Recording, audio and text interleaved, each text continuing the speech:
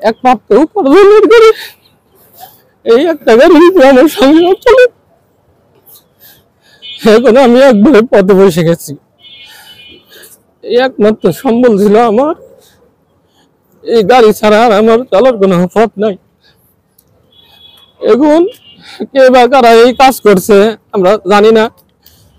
আমার কারোর সাথে কোনো শত্রুতাও নাই। আমি একজন সাধারণ ঘরের ছেলে, কোনো রাজনৈতিক দলের সাথে জড়িত না।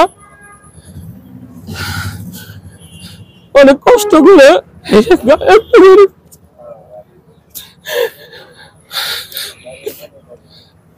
আমি আপনাদের মাধ্যমে সবার কাছে তার সুস্থ তদন্ত করে আর একটা ন্যায় বিচার চাই। আমি নিজের তো গাড়ি ছিল ভাই,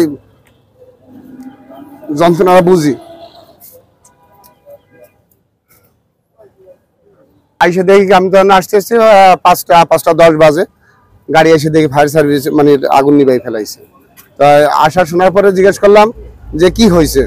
তোরা বললো যে 2টা হুন্ডা আসছে, 4 জন হেলমেট পরে আসছে। তো হুন্ডা এসে এখানে প্রথমে গুলি করছে, গুলি করার পরে একটা আতঙ্ক সৃষ্টি করছে। সিকিউরিটি যারা ছিল তারা এখানে আর নাই। তো ওই ফাঁকে ভিতরে অকটেল না কি দিচ্ছে, দেওয়ার পরে মানে আগুন ধরেছে। আগুনের তাপ পাই আমি বাইরে লাফ দিয়ে নামছি। নামার পরে তো আর কিছু করতে পারে না, পরে ফায়ার সার্ভিসের গাড়ি ফেলাইছে।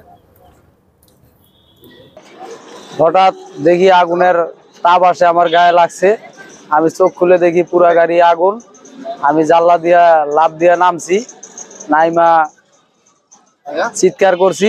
4 জন মানুষ আইছিল হেলমেট পরা, 2টা হুন্ডা নিয়ে। আমি চিল্লাইতে চিল্লাইতে ওরা হুন্ডা টান দিয়া এদিক দিয়ে চলে গেছে।